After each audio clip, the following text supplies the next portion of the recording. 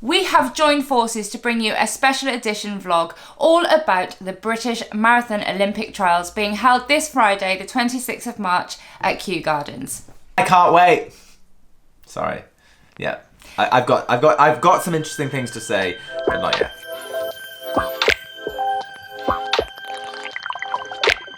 He's not just a pretty face, we have got coffees, and we are going to give you the lowdown on who is running, what the Olympic trials are, and lots of other details and statistics about it. He's the stats guy. I'm here for the humour. I didn't think I was the stats guy. You're the stats guy, the geek mode. So the Olympic trials are being held on Friday at Kew Gardens alongside, is it power walking? Power walking.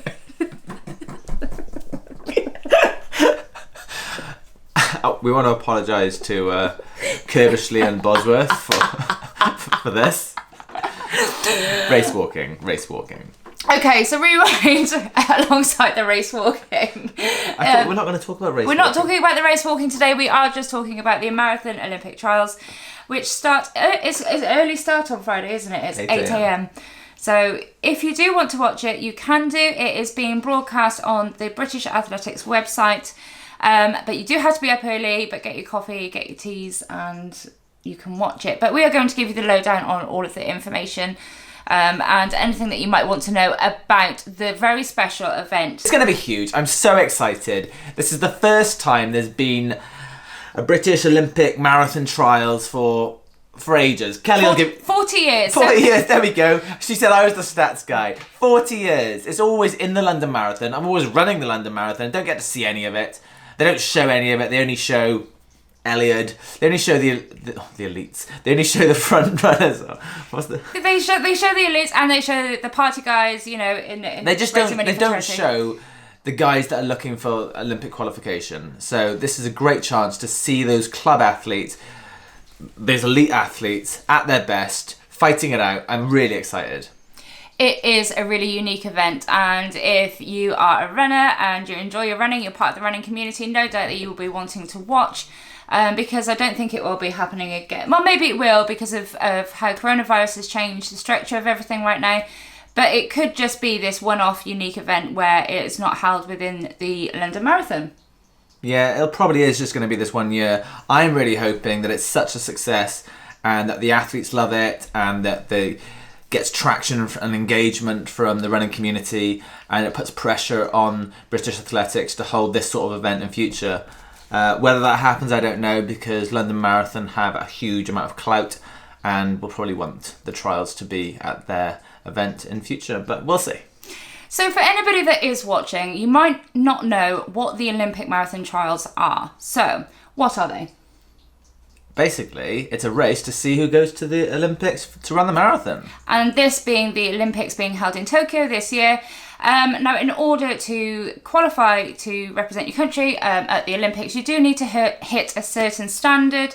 And the standard for men is 2:11. 2:11:30 for men and 2:29:30 for women. And the idea of this race is that the first two athletes, male and female, qualify to go to the Olympics. Yeah, basically. So if you've got the qualifying standard time in the qualifying window, which in the men's race, it's just Ben Connor who's got that time. So every other guy needs to run sub 2:11:30 and come top two to go to the Olympics. Callum Hawkins has been pre-selected. He's done. He's in. The other guys need to run sub 2:11:30 and come top two. Ben Connor just needs to come top two because he's got that standard in his pocket. For the women's race, it's a different story. So when it comes to the women, it is wide open, isn't it? Yeah, it's massively wide open. There's Steph Davis who's got the time. Well, we're going to talk about the runners and the riders, so to speak, more so runners. Yeah. And we're going to give the lowdown of who's taking part, who has dropped out, and all the latest gossip when it comes to who is going to probably do quite well, or we think will do quite well.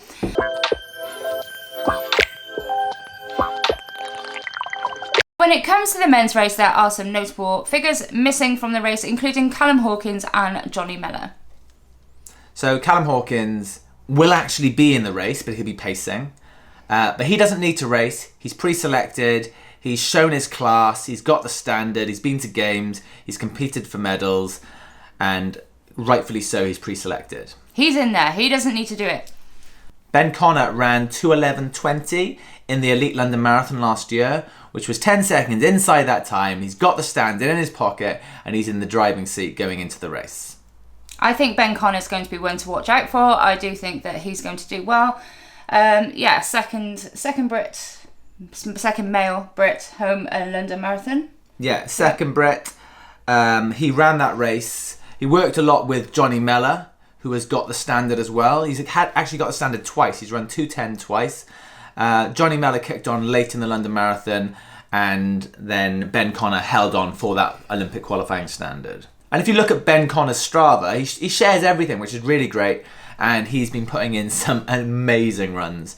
He's put in loads of 25 milers at a decent pace. What else did I see? 24 miles at 5:06 per mile. So he's absolutely flying at the moment, and I think he's going to run really well.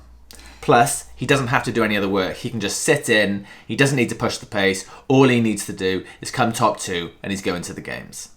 Okay, let's talk about Dowie, because Dowie is coming back after a bit of a period of trouble with injury, isn't he? I mean, I think probably last year worked in Dowie's favour because races were gone. So Dowie is on his way back from injury. This is his first race, and I think he's had a pretty decent winter training. Dowie's PB stands at 2:09. Yeah. Obviously, Dowie is a firm favourite for me. He's Welsh. He's a great guy. I know him. Swansea boy. Swansea Harrier. And I really want Dowie to be on that plane to Tokyo. Dowie's an interesting one because he debuted the marathon before all these super shoes in just some racing flats, 2:09 in Frankfurt, a hell of a run, and that was outstanding. But since then, he's run a 2:11 in London 2019, but he hasn't hit that sub 2:10 again. But it's there. We all know it's there. He's had a great winter.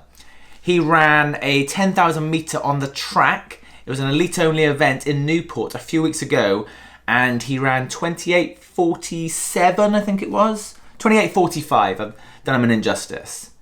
Which is really, really good because he will be on tired legs during his marathon block there. And it's really similar time. He ran 28:47 before he ran that 2:09 in Frankfurt. He'll be in better shoes, faster shoes, a great field.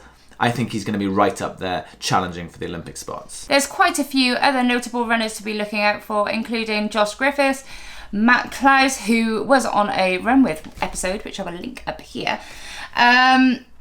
How do you think these boys are going to get on? Klausy ran 2:15 in Valencia in December. I know he was looking for the Olympic standard there, and it just wasn't his day. Yeah.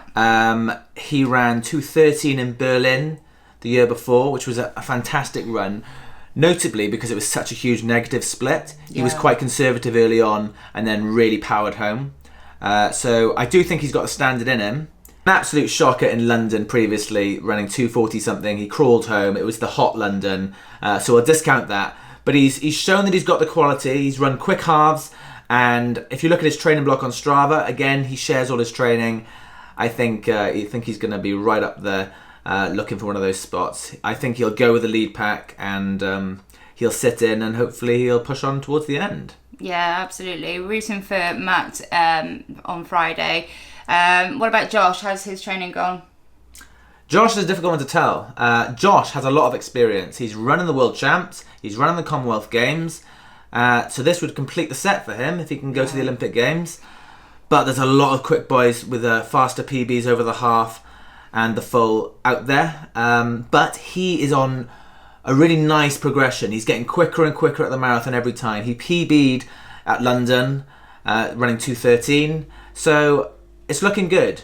However, he did run in that 10,000 metre race with Derry a few weeks ago. He dropped off the back and pulled up at the end. I don't know if that was an injury niggle or whether it's just the pace was a bit hot for him. But it's a marathon. It's completely different to 10,000 metres. So I'm hoping he's in great shape and is ready to contend with the others. We've also got Chris Thompson, whose marathon PB is 2:11. Although this was set back in 2014, he did have an epic run at the Big Half. Was it last year? Yeah, last year he had an absolute stormer, didn't he? Yeah, he did. 61 minutes, and he took the lead ahead of Bekele and storming ahead. Came second in the end, but it was a huge run. And then, what did he run in London? 2:13 in London this year. Yep. Obviously, it wasn't the standard, but, you know, I don't think he was in the shape for that race. And if you're not in shape and running 2:13, things look quite good if he's had a nice block. Haven't seen any of his training. He's gone off the grid. That's the way he likes it. We'll see how he does on the day.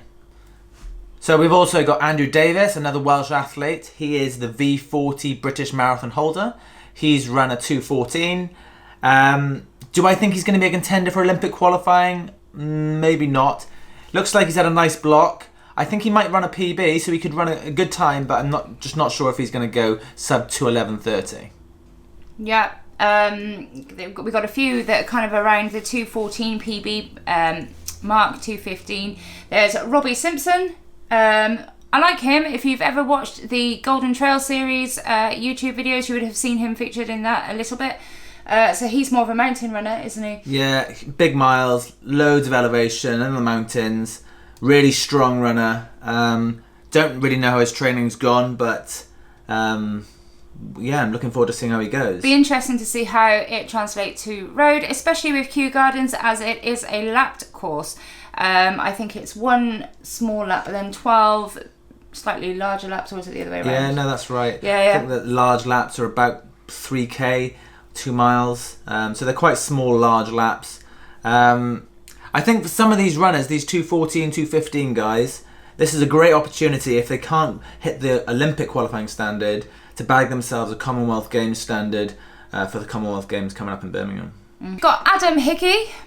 Yep, we've got Adam Hickey, who's a 2:16 guy. He ran a 64 half in Antrim. Doesn't show much on Strava. Obviously, with Corona, no one's been racing. No idea what shape he's in, but hopefully he has a great run. Yeah. Jeff, just bringing up the computer results. News coming in. We also have Tom Evans competing, which is exciting. Now, many of you will know him from the mountain and ultra scene. He is a winner of the CCC. He's competed at the Mountain World Championships. He is an amazing mountain runner, and he has lately transitioned to road. He did the Antrim half marathon last year. Yeah, he ran Antrim last year, and based off that, he went to the World Half Marathon Champs, ran 63, which is fantastic. I think he's going to be right up there. I've seen some of his training on Instagram and Reels and stuff like that. He shared a little bit on YouTube, and I got a feeling that he's going to be right in the mix. He's obviously very strong. You know, he's from an ultramarathon background, and I've got a feeling he's going to be right in the mix late on. Yeah, I also think that there's a lot of room for improvement with his PB. His PB stands at the moment at 2:26. So yeah, he won't be running 2:26. So it'll be exciting to see what he does. Again, another mountain runner kind of transitioning to roads, and it's very exciting and very open with that, isn't it? Yeah, I've got a feeling he'll be at the end going for that Olympic qualifying standard, and maybe even going to the Olympics. We'll see. Have got some debut marathon appearances going on, most notably Mo Adan. Mo has a half marathon PB of 62, and I think he'll be one to watch. It'd be interesting to see what he comes up with. Yeah, he's very, very talented runner. 62:41 half marathon. He was also at the World Half Marathon Champs. He's looking good. Again, haven't seen any of his training, but I've got a feeling he's going to adapt well to the marathon. You never know with a marathon, but if he's done those long runs, if he's put the work in, he again could be right in the mix. Next up, we have Frank Baddock, and he trains with Tom Evans. They've been doing lots of sessions together, so I think they're both in great shape. He's run 63 half as well. A bit of an unknown for me. I don't know that much about him. Haven't seen his training on Strava or anything, but hopefully he has a great run. Yeah, fingers crossed. So who else is there that we haven't mentioned? There is, of course, Josh Lunn. He runs for Cardiff. What's his PB? He's got a PB of 2:17 in the marathon. Mm-hmm. I think that was London last year in the elite race, and a 64 half. So if his training's been going well, he can perhaps improve on his 2:17. I don't think he's going to be in the mix for the Olympics, but he can definitely run a PB and maybe get close to that Commonwealth Games standard. We also have Ian Leach with a PB of 2:18 and a debut from Nigel Martin.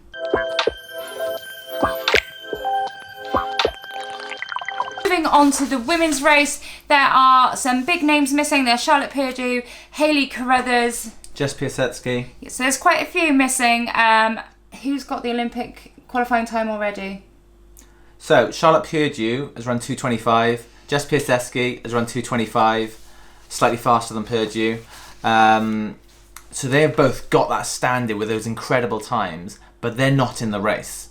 And for the women's race, there's no one pre-selected. So what that means is, if the first two runners at the trials get the standard of 2:29.30, they're going. Steph Davis has already got the time. Yeah. So she just needs to come top two. Yeah. And then they'll have that third spot to do what they want with, basically. Does that mean that Purdue and Piasecki are taking a risk? Yeah, but if their training hasn't been going well, then they didn't really have much of a choice. But I think Charlotte may have had an injury over the winter, is that right? Yeah. Yeah, so, you can't help it if you've got injury and you're not ready. If you're not ready to go, you're not ready to go, so... Just really bad timing, isn't it? Yeah, it's bad timing, but I guess that is the name of the game. And both, I think, elite and amateur runners know the score when it comes to marathon training. Absolutely. And it all being on the line. There will be Lily Partridge, who is the partner of Ben Connor. Now she's in the mix, isn't she? She's up there. She recently ran the 10K at Newport. She did. Where she ran 32:33. She is also the current British half marathon champion. Yeah, Lily, she's run 2:29.24 before, so she's run faster than the standard before, but not in the window. So she's got the ability. I really think she can run the standard and get in the top two if the race goes to plan for her. Yeah, absolutely. And what would be quite nice, and I guess quite unique, is if her and Ben both qualify.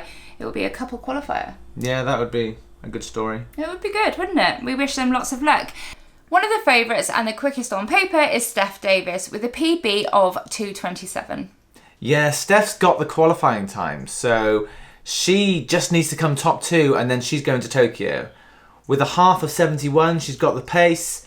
She came third in big half last year behind Lily Partridge and Samantha Harrison. But with that 2:27, she's in the driving seat really. Just sit in, come top two, and then she's going to Tokyo. What would be really interesting is if those three get into a little bit of a battle again on Friday. Could well happen. Sarah Inglis is also running. She is, again, another 2:29 marathoner. Her PB is another solid one, so she's in contention for coming up for the first two spots.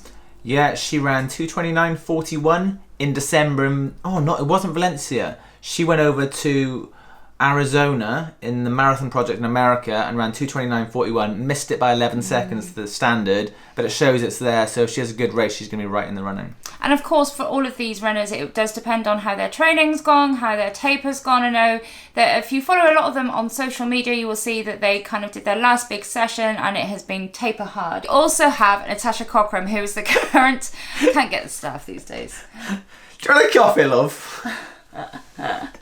Right, let's go. We also have Natasha Cockram, who is the current British marathon champion after coming home first British female at London Marathon in October. Now her PB stands from Dublin Marathon in 2019 and is 2:30. Yeah, she ran 2:33 in London. Tough day, tough conditions in London. British marathon champ. Again, another Run With episode. Look up there. She seems to deliver, doesn't she? She delivers on the day, so I think she could be right up there. She's having a little bit of a moment. What he was trying to say is that she is right up there, in with a chance of coming in. Well, basically, everyone's going to be right up there. There's so many good people. There's so many good runners that have all got a chance. It's wide open. Yeah, the women's race is so exciting. Natasha Cockram, Welsh athlete. hopefully she's running well. I have no idea, but she ran well in London, and she had some niggles going into that. So if she's had a nice block, I think she can run the standard, and then if she can get that top 2 place, she'll be going to the games. Yeah, I think Natasha's one who does like to share on social media her training, and that seems to have gone really well for her. So hopefully that translates into a great time in this race.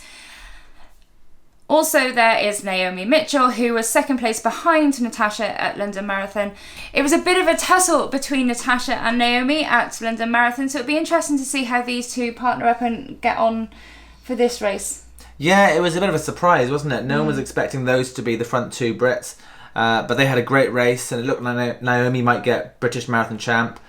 She missed it by a few seconds to Natasha, but I think she's going to run well. I listened to a podcast with her recently, and her training seems to be going well, and she's got big goals, so let's hope she has a good race. We also have Tracy Barlow, who has a marathon PB of 2:30, and Tish Jones, whose marathon PB stands at 2:31. Samantha Harrison will be at the race, and she's really exciting. She is one to watch out for. Last year, she ran 4 half marathons with a time of 71 minutes. I think there's a lot of room for improvement with her PB, which stands at 2:51. Yeah, her marathon PB does not reflect her half marathon times, and the time she is probably going to run on Friday. So she raced, 4 half marathons, 71. That's more than most people raced all last year. Yeah. But yeah, I think I wasn't, when I ran 2:29, I didn't run 71 for a half. So she can get the standard off a 71 half, and yeah, it's exciting. Yeah, exciting. I think the ladies are going to be really exciting to watch. There's also Charlotte Taylor-Greene, and she's another one to keep your eye on. Charlotte has a PB from 2019 Dublin of 2:36. Really interesting to watch. Again, she hasn't raced a marathon since 2019. A lot has happened for Charlotte in that time, and she's really, really consistent, Charlotte. That's the big thing, isn't it? We've had this lockdown, we've had this year of no racing, and some of the athletes that have moved up to the marathon, they've only had like 1 or 2 shots at the marathon, and they've now put these blocks, and then they come off, and then another block, and we can see some big improvements in times in this race. So I think there's going to be a lot of PBs and a lot of people going for that standard. Yeah, absolutely. And Charlotte is coached by James Thie, who has a whole string of really successful athletes. And he recently won an award from Welsh Athletics. Yeah, he got the Welsh Athletics Coach of the Year. Yeah. Jake Smith's one of his athletes who will be pacing in the men's race. Yes, pacers. So Jake Smith will be pacing in the men's race, and there's quite a few other pacers which we will touch upon. So Charlotte Arter is also racing, and she is very exciting. If she is fit, I think she will do very well. Yeah, she's run sub 70 for a half.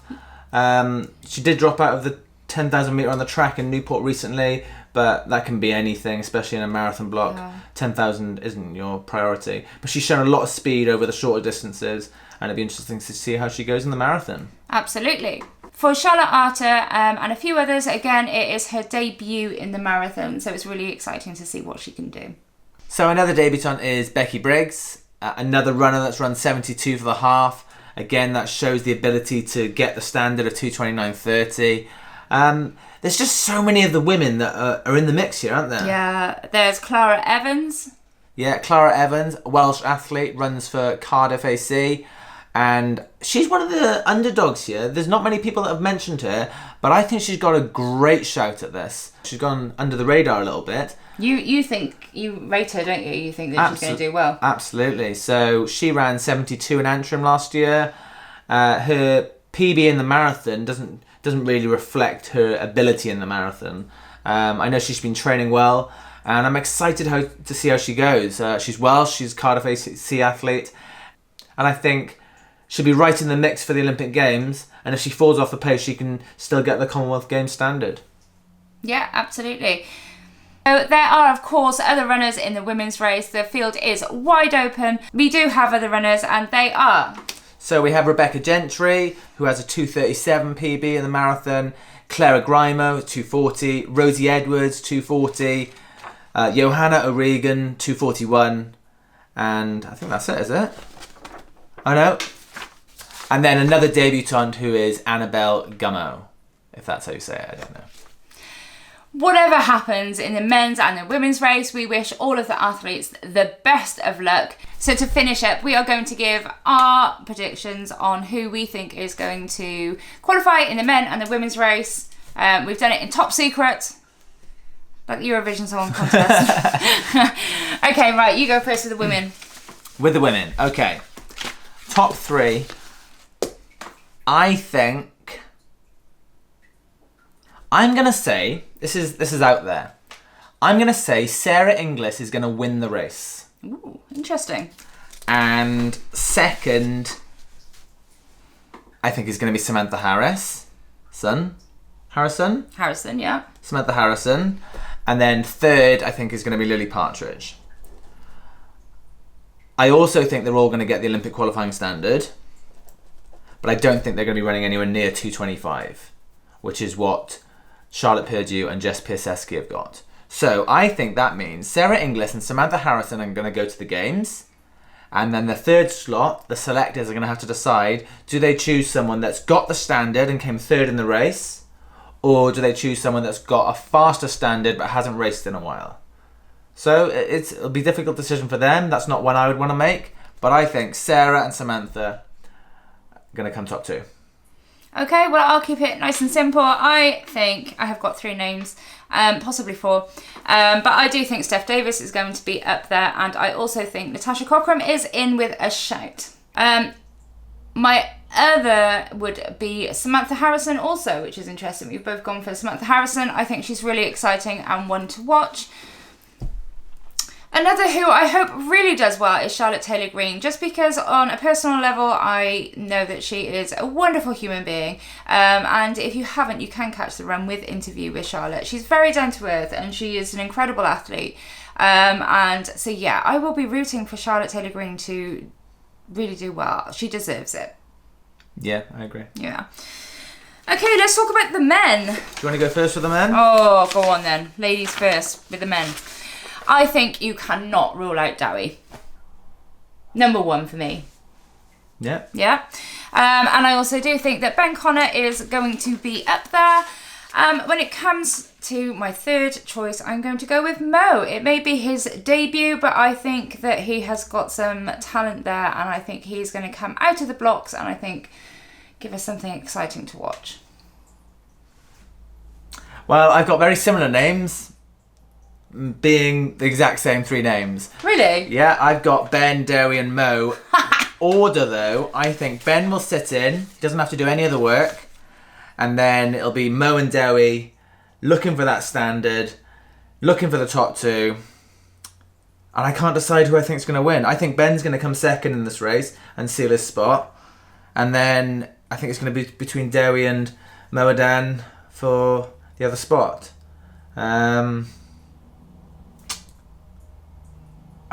My heart says Dowie, but maybe Moadan is going to get it. I don't know.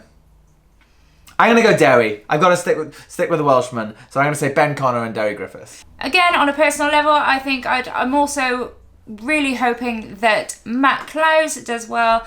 If anything, because his Strava titles and his runs are entertainment value, and you always know how many tinkles Matt has gone for on his training run. 25-mile lumpy run with 2 tinkles. Go on, Matt, we're behind you. That is our roundup of the marathon trials.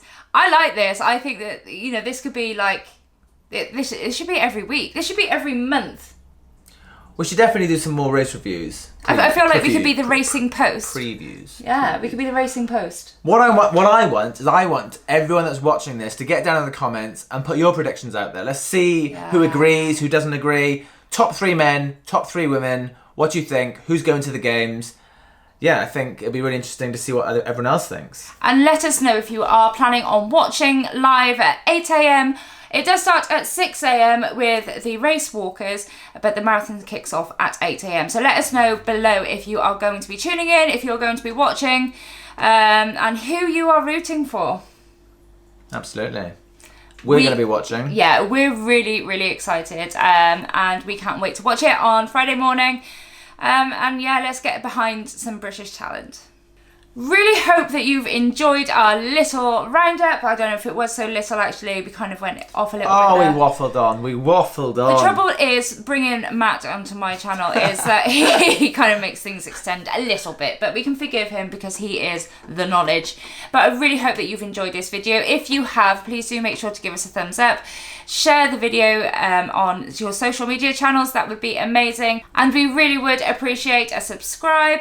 You can subscribe to my channel, and you can also subscribe to Matt's channel, The Welsh Runner. Why not? Just give it a little tap. A little tap, that's all it is. A little tap. And while you're tapping, move over, click the bell, tap, tap, tap. Done. Smooth that. Smooth like butter. But that's it from us. Enjoy the trials. Yeah, enjoy the trials.